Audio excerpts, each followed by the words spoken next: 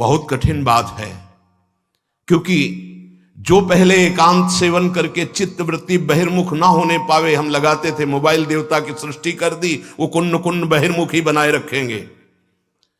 जहां हम दूसरे से बात करने से डरते थे, वहां सैकड़ों मैसेज हमारे पास दिन भर आएंगे, हम क्या वृत्ति भगवदाकार कर पाएंगे। जहां हम किसी से संबंध ना रख करके एक सच्चिदानंद से संबंध जोड़ना चाहते हैं, हजारों नंबर सेव किए हुए हैं, कैसे बनेगा? कैसे भगवदानंद में खिलवाड़ समझ रखा है। अब ये हो गया है आगे, और जहां इज्जत मानी जाती थी, धर्म माना जाता था, मर्यादा माना जाता था, वहां मनोरंजन शुरू हो गया है। जिसे हम मानते थे कि हमारा जीवन भ्रष्ट हो जाएगा, वहां हमें कोई मतलब नहीं रह गया उस विषय से। साधना, साध्य, ब्रह्मबोध, भगवत प्रेम, देखो आगे चल करके केवल शब्द शास्त्रों में लिखे रहेंगे। कोई बिरला ऐसा होगा जो एकांत सेवन करके अपने चित्त को सच्चिदानंद में स्थापित कर पाए। इसलिए हमें लगता है ये प्रार्थना मत करो कि आगे जन्म हो, ये प्रार्थना करो कि प्रभु अब कलिकाल में दोबारा जन्म ना हो, और हो तो आप हमारे साथ आना। अर्थात महाभागवत के रूप में जन्म हो, सिद्ध पुरुष के रूप में जन्म हो, जगत मंगल हो, कोई बात नहीं, लेकिन साधक बना के मत भेजना। क्योंकि अब साधना के लिए ना तो आपके महापुरुषों का सानिध्य मिल पाएगा, और ना आपकी आराधना करने का आहार विहार वातावरण मिल पाएगा।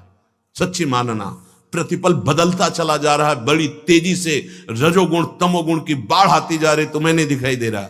सतोगुण छुपता चला जा रहा है, हटता चला जा रहा है।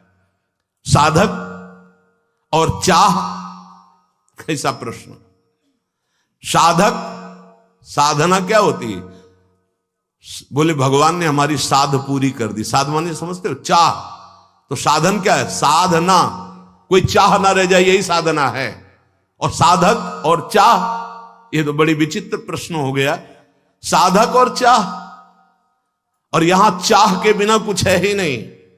बड़ा विचित्र साधना का स्वरूप, बड़ा विचित्र। इसीलिए कह रहे हैं कि ये विषयों की सुख वृत्ति दुख वृत्ति इसी अंतःकरण में होती है, आप में नहीं। पर आप उसके भोक्ता बन गए हैं, इसलिए सुख और दुख वृत्ति आपको भोगनी पड़ रही। क्यों? क्योंकि इस त्रिगुणात्मिका माया ने आपके अंदर भ्रम पैदा कर दिया कि मैं शरीर हूं, मैं सूक्ष्म शरीर हूं, मैं इंद्रियां, इनके द्वारा भोग रहा हूं। ना आपको प्राण का परिचय है, ना कर्मेंद्री का परिचय है, ना आपको ज्ञानेंद्री का परिचय है, ना अंतःकरण का परिचय है, और आप इसी में आसक्त हैं, और आप अपने को कह रहे हैं हम साधक हैं। किसकी साधना कौन कर रहा है? ध्यान देकर समझना है।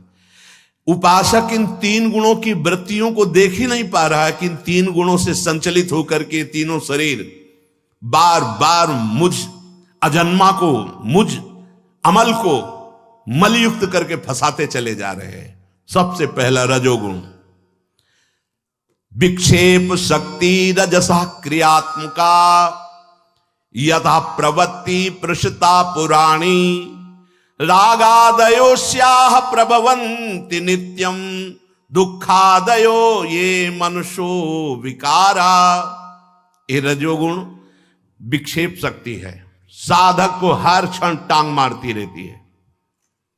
ध्यान दीजिए, उसको तुम समझ ही नहीं पाओगे अगर अंतर्मुख नहीं हो। हर समय ये विक्षेप शक्ति रजोगुण साधक को हर समय विक्षेप देती रहती है। अब वो बैठा है, 10 दिन 10 महीने पहले किसी ने कुछ कहा था, वो भेज रही है, ये देखो, ये कभी भोगा था वो भेज रही है। नाना प्रकार की देखी सुनी भोगी बातें, जहां आप शांत हुए तो भेज रही, वो विक्षेप पहुंचा रही। निरंतर एक रस धारा भगवत चिंतन में बार बार विक्षेप पहुंचाना, है रजोगुण का लक्षण है। समस्त क्रियाओं के संकल्प इसी से बनते हैं, रजोगुण से। राग और दुख, ये दोनों भोग इसी से होते हैं। राग हो जाना, प्रतिकूलता मिलने पर दुख हो जाना, ये काम का जनक है, पिता है, इसी से काम पैदा होता है। और क्रोध का जनक काम है, काम से ही क्रोध हो। जहां विषयों का चिंतन होने लगे, समझ लेना रजोगुण छा गया तुम्हारे हृदय पे। ध्यायतो विषयान पुंसास संगास्तेषु उपजायते संगात संजायते कामः कामात् क्रोधो भी जायते क्रोधात् भवति सम्मोहा सम्मोहात् स्मृति विभ्रमा स्मृति भ्रंशात् बुद्धिनाशो बुद्धिनाशात् प्रणश्यति। जहां बैठ के विषयों का चिंतन होने लगे, समझ लेना रजोगुण छा गए, अब नाश कर दे गए। उसी समय यही डर हरिवंश हित जिनो भ्रमय गुण सलिल पर जे नामंगन मंगल लोक त्यों सुहरि पद भजु न विलंब करे। जहां तुम्हारा विषय चिंतन, चीख पड़ो राधा राधा राधा राधा। ये क्या होने जा रहा है? ये तो अंदर गड़बड़ मचा देगा। जहां ध्याये तो विषयान पुंस